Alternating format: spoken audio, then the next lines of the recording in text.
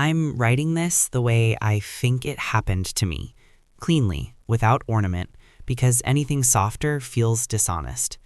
The hospital room was beige in that universal way meant to calm people who can't be calmed. Machines breathed for my daughter when she slept.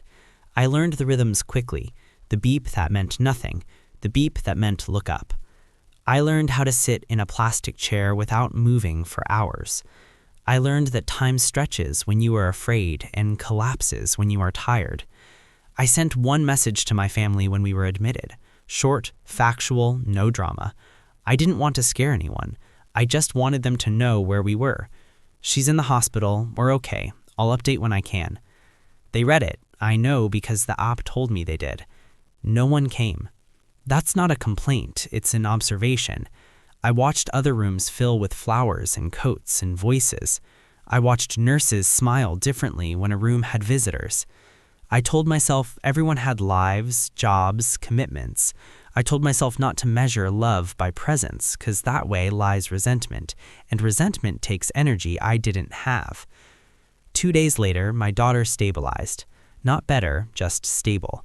The kind of stable that lets you breathe again but doesn't let you relax. I slept for 90 minutes and woke up with my phone buzzing. It was my mother. "Can you help with your brother's honeymoon fund? $5,000 and should do." No preamble, no acknowledgement of where I was, no question mark, really. Just a polite period disguised as one. I read it 3 times. Not because I didn't understand, but because understanding rearranged things.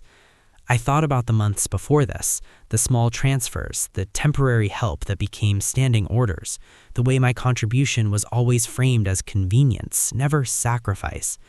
I thought about how I'd never been asked how much was comfortable, only how much was needed. I didn't reply.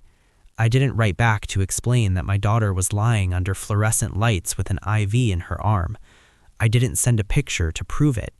I didn't argue that love should be situationally aware. I opened my banking app. I removed access.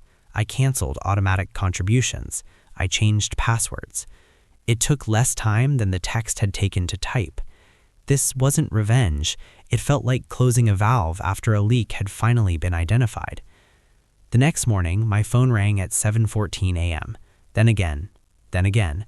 My father's name filled the screen like an accusation.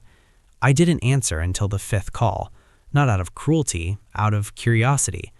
I wanted to know what tone would arrive when leverage was gone. He didn't yell. That surprised me. His voice was tight, breath shallow. "What did you do?" he asked.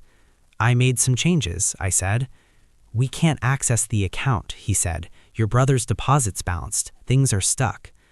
I waited. Silence has a way of clarifying who thinks they deserve the next word. "You can't just do this," he said finally. "We were counting on you." There it was. Not asking, counting. "My daughter is in the hospital," I said. It wasn't an accusation, it was a data point. He paused. "Your mother mentioned something." That sentence did more than any insult could have. "I won't be contributing anymore," I said. "Not right now. Not like this." His voice hardened, searching for the old roots. Family helps family. "I am helping my family," I said. "I'm sitting with my child." He exhaled sharp. "You're overreacting." I thought about how often that word had been used to sand down my edges until I fit the role they needed. "No," I said. "I'm reacting appropriately." He started to say my name the way he does when he thinks a conversation can still be steered. I hung up. After that, there were messages. Long ones, short ones, a mix of outrage and bargaining. My mother sent a voice memo crying about stress. My brother sent nothing. I didn't block them immediately. I let the words arrive and pass through me without lodging.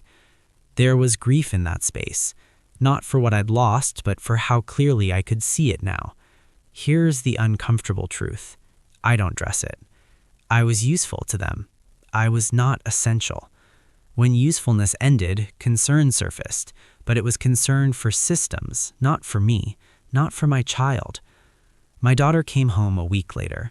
She was pale and quiet and alive. We sat on the couch and watched cartoons with the volume low. I held her hand longer than she needed. My phone stayed silent. Weeks passed, then months. The family adjusted. They always do. I heard through a cousin that the honeymoon was scaled back. That word again, elasticity, applied elsewhere for once. Do I feel victorious? No, that would imply I wanted to win something. I feel steadier. There are days I wonder if I should have explained more, softened it, offered a bridge.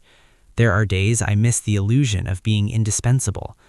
There are nights I replay the hospital beeps and think about how close we came to something worse, and how alone we were in it. But then I look at my daughter, healthy now, running ahead of me, and I know this much with certainty. Self-worth is not a rebellion, it is a responsibility, and I am done funding a version of family that requires my silence to function.